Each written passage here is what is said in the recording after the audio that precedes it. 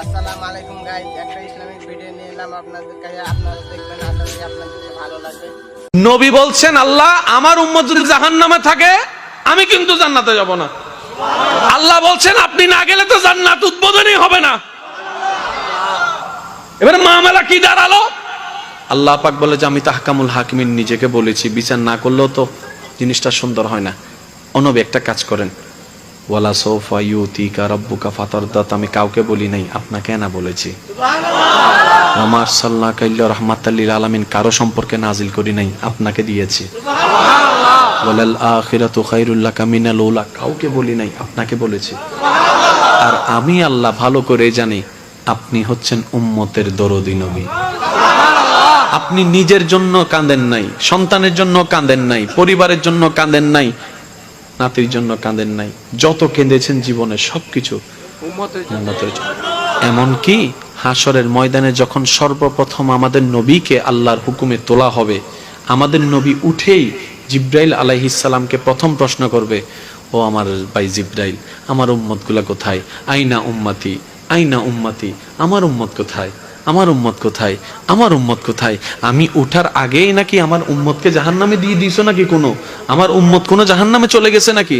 জিব্রাইল বলবে, ইয়া রাসূলুল্লাহ, প্রথমেই আপনাকে তোলা হয়েছে, এখনো আর কাউকে তোলা হয় নাই, প্রথমেই আপনি উঠেছেন। আমার নবী বলবে, আমার উম্মতগুলা কোথায়? জিব্রাইল বলবে, ইয়া রাসূলুল্লাহ, এখনো তারা উঠে নাই, উঠবে একটু পরে। নবী দৌড়াই চলে যাবে আল্লাহর রহমতের দরবারের দিকে। সিজদায় যে পড়বে একটাই কথা থাকবে, রব্বি হাবলি উম্মতি, রব্বি হাবলি উম্মতি। একটু মনোযোগ চাইবো আমি আশেকদের, রব্বি হাবলি উম্মতি, ও আল্লাহ আমার উম্মত গুলাকে আমাকে দিয়ে দাও। তো উম্মতের লিস্টের ভিতরে তো আবু বকর সিদ্দিকের নামও আছে, উম্মতের লিস্টের ভিতরে তো ফারুকে আজমের নামও আছে, উম্মতের লিস্টের ভিতরে তো সাহাবায়ে কেরাম আজমাইনের নাম আছে, উম্মতের লিস্টের ভিতরে তো আহলে বাইতের নাম আছে, উম্মতের লিস্টের ভিতরে তো তাবি তবে তাবি আল্লাহর ওলিদের জান্নাতীদের নাম আছে। এবার আল্লাহ পাক বলবে, আপনি যে বললেন রব্বি হাবলি উম্মতি, উম্মতকে দেওয়ার জন্য আপনি কে আবু বকরের কথা বলছেন? নবী বলে যে না, আমার আবু বকরকে নিয়ে চিন্তা নাই, আমার ফারুককে নিয়ে চিন্তা নাই, আমার উসমানকে নিয়ে চিন্তা নাই, আমার আলীকে নিয়ে চিন্তা নাই। ও আল্লাহ, আমার উম্মতের ভিতরে যারা জাহান্নামের অধিবাসী হবে ওই উম্মতগুলোকে আমাকে দিয়ে দাও। আল্লাহ বিচারক হয়ে বিচারও করবেন, জাহান্নামীকে জাহান্নামে দিয়ে দিবেন। আহকামুল হাকিমের দায়িত্ব শেষ। এবার নবীকে আল্লাহ সিজদায় যাওয়ার অনুমতি দিয়ে সুপারিশ করাবেন। নবীর সুপারিশ কবুল করতে করতে নবীর উম্মতকে, আল্লাহর বান্দাদেরকে জাহান্নামী থেকে জান্নাতি করে দিবেন। জগৎ জিজ্ঞেস করবে, মওলা জাহান্নামী আবার জান্নাতি হয় কেমনে? ফেল কখনো পাস হয় না, পাস কখনো ফেল হয় না, কথা বলেন না।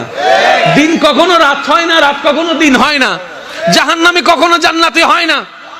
আল্লাহ তুমি যে জাহান্নামী দিলা এটা সঠিক, আহকামুল হাকিমিন বিচারক হয়ে দিছিল। আল্লাহ জান্নাত পাইলো কেমনে?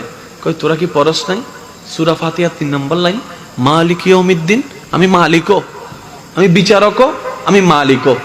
বিচারক হয়ে বিচার করেছি, যার যতটুকু প্রাপ্য তাকে সেটা দিয়েছি, বিচার শেষ। এবার মালিক হয়ে, রহমানুর রহিম হয়ে দয়া করে জাহান্নামী থেকে জান্নাতি বানিয়ে দিয়েছি। আল্লাহ আমাদেরকে সে নিয়ামত অর্জন করার তৌফিক দান। ভিডিওটা ভালো লাগে